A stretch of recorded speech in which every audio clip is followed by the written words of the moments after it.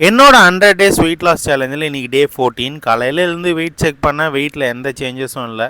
Alarm அடிக்காததுனால இன்றைக்கி நான் மறந்து ஜிம்முக்கு போகாமல் அப்படியே தூங்கிட்டேன். அப்புறம் ப்ரஷ் பண்ணிட்டு க்ரீன் டீயை போட்டு ரசித்து குடிக்கலான்னு பார்த்தா என் ஒய்ஃப் வந்துட்டு எனக்கு காலையில் கூழ் குடிக்கணும், எங்கேயாவது போய் வாங்கிட்டு வாண்டான். நானும் ரோடாக திரிஞ்சு எங்கெங்கேயோ போனேன், எங்கேயுமே கிடைக்கல. அப்புறமா பார்த்தா நம்ம ஏரியா பஸ் ஸ்டாப் பக்கத்துலேயே இருந்தது. அண்ணன் டப்பாவாக நிறைய சைடிஷ் வச்சுட்டு இருந்தார். பார்சல் வாங்கினா இது எல்லாமே தருவீங்களான்னு கேட்டேன்.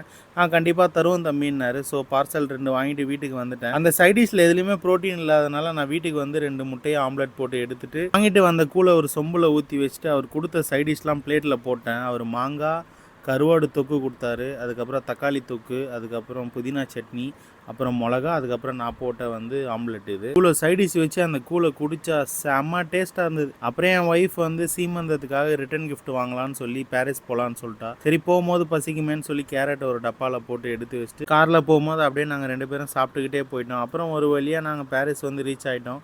அங்கே இருக்கிற எல்லா கடையிலையும் அலசி அப்புறம் ஒரு கடையில் வந்து எப்படியோ ஃபைனல் பண்ணி ஒரு கிஃப்ட் வாங்கிட்டோம். அது என்ன கிஃப்ட்டுன்னு சீமந்த் அன்னைக்கு சொல்கிறேன்.